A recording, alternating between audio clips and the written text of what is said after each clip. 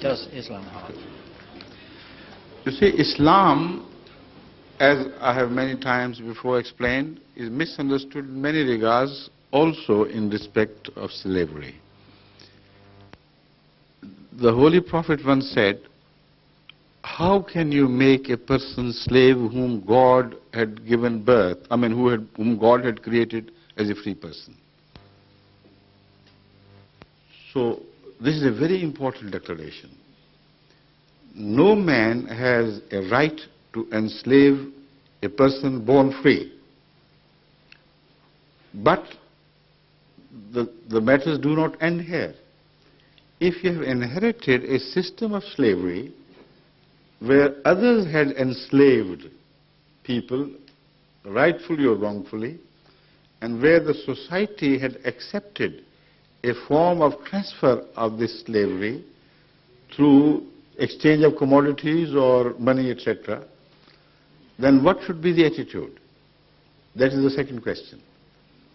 Islam did not do away with the inherited institution of slavery with one declaration that free all your slaves, because that would have done greater damage to the society if it was attempted in one single stroke. It's all the economy of the period was so interwoven with the system of slavery of that time that it would, in the name of goodness, it may ultimately end up in some evil rather than goodness. And what would those slaves do? How would they survive? Who would take care of them? They had no right to be equally treated according to the society around. They would immediately be recaptured by the non-Muslims living around, because as such they had no right to live freely. There were many possible dangers to the slaves themselves, which must have ultimately resulted in this teaching from Allah, that if you do not enslave people without your right to enslave them, this is right. But you must also begin to liberate slaves. And herein is the Quranic teaching, which is incomparable with any other teaching in the world. The ways and means suggested in the Quran and enforced many a time by which slaves could be liberated are so many that it is impossible for these means to be taken seriously and for the society to implement them, and yet slavery to survive within a few generations. It must come to an end. For various small crimes, mistakes, follies, this and that, omissions, the remedy suggested by the Quran is free a slave, liberate a slave. And then the Holy Quran says that the best people in the sight of Allah are those who liberate slaves. So this resulted in a mass movement among the Muslims for the liberation of slaves. And when there was no other means legally to turn the free people into slaves, then automatically slavery must have come to an end. Why it did not was because in many other cases the Muslims of the following generation did not practice Islam. They ignored Islamic injunctions wherever it suited them. And this happens with every society. So the fault lies not with the Quranic teachings, but with those people who took the teaching lightly or misunderstood the teaching. Now, in this regard, I must also point out that the teachings regarding slaves also must be understood according to the Quranic injunctions and the ahadith, that is the traditions or instructions of Hazrat Muhammad Sallallahu Alaihi Wasallam himself and his practice. According to Islamic injunctions, the picture which emerges is that if you have a service slave, you must treat him with honor, with equality, You must feed him with the food with which you feed your own family. You must dress them in a manner that you dress your own family members. You must not speak harsh words to them. If you strike them, you may earn the wrath of Allah. And the only remedy for this, if you have done it being carried away by your sentiments or passion, anger, is to liberate the slave. Now this was done so repeatedly and consistently by Hazrat Muhammad Sallallahu Alaihi Wasallam that there are many an example where a slave committed a mistake and somebody lost his temper and struck him. And once it happened many times, but it so happened that Muhammad Sallallahu Alaihi Wasallam himself was coming in the direction of the person who was striking his slave. Not viciously to the degree that he could have broken his legs or things, but he struck at him. And Hazrat Muhammad Sallallahu Alaihi Wasallam shouted, he didn't shout normally, but raised his voice and said, Abu Masood, Abu Masood. Oh, what is happening? He understood the tone of urgency and displeasure. And he turned and he paled at seeing his impression. He said, O Prophet of Allah, I liberate this slave immediately now. He said, had you not done this, you had earned hell. So the attitude towards slaves is also so important that the slavery does not become as heinous to look at if the slavery is practiced in the short term that it is practiced, should be practiced in Islam, according to the instructions of the Holy Quran.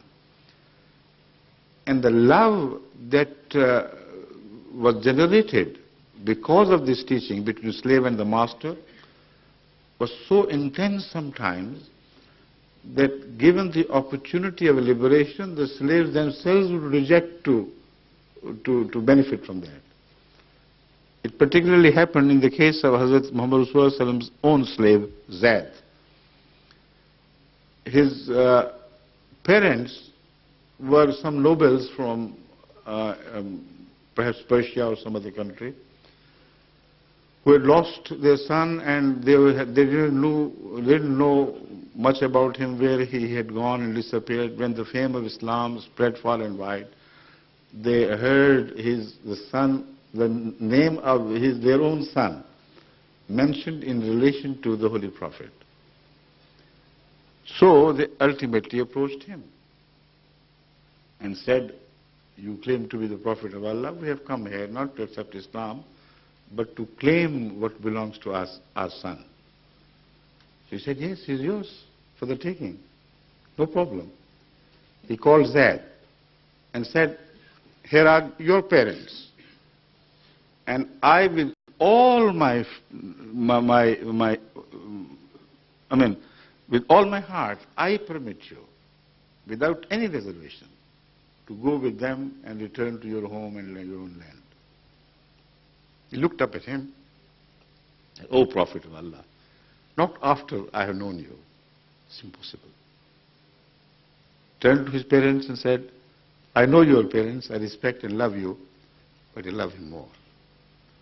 So it was the slavery of love which had been transformed from the slavery of a cruel form, against which no human can really take an exception.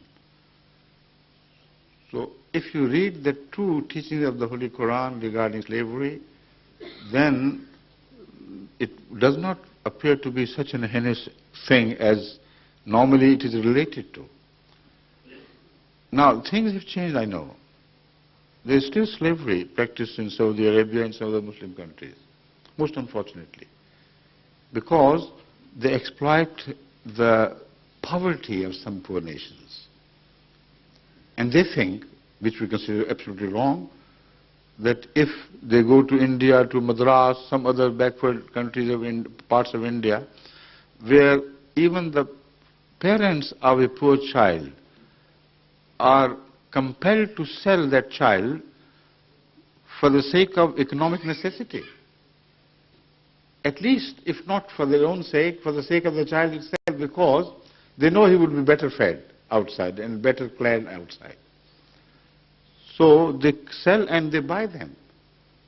But the interesting thing is that except for a few cases in Sheikhdom, most often in Saudi Arabia, the slaves are treated with such equality that those Ahmadis which have been there, which have been moving in and out of the palaces of the princes, they have borne witness to me that we have seen the slaves to be clad like them, to be sitting on the same sofas, sharing the same style of life, so much that sometimes it was very difficult for us to find which was the master and which was the slave.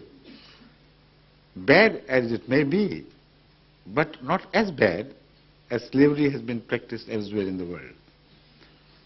Particularly, as I've mentioned, the earlier periods of slavery, forced enslavement of people of Africa, and the torture they suffered. And despite the fact that there is no slavery in America, no legality in slavery, yet the blacks are treated even worse than slaves. Somehow, very cleverly, they're kept at a third or fourth rate level, and they're rotting in slums, and there's no hope for their rise to the equal level with the whites.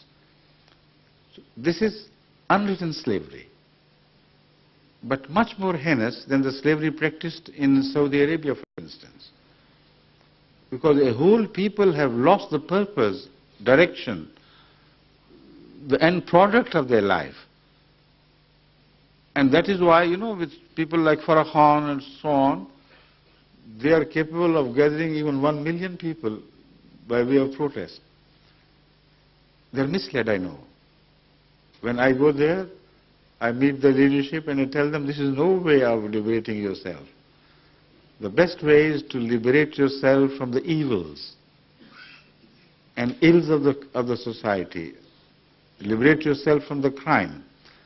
Then none could keep you suppressed, because there is no legal instrument here by which you could be suppressed if you benefit from the options and possibilities of such gateways as are open to all, provided you behave well, provided you offer sacrifices, provided you get education and emphasize the role of morality. Then no society on earth can keep you suppressed. This is my message against the message of Farah Khan. But unfortunately, people want excitement and want cheap and shortcuts to success. And there is no cheap and short cut to success. So this is all I could say here at this moment, please. I know your deep interest, your dedication to the purpose of liberating slaves and doing away with the slavery, whether it is apparent or subdued. Am I right? Thank you.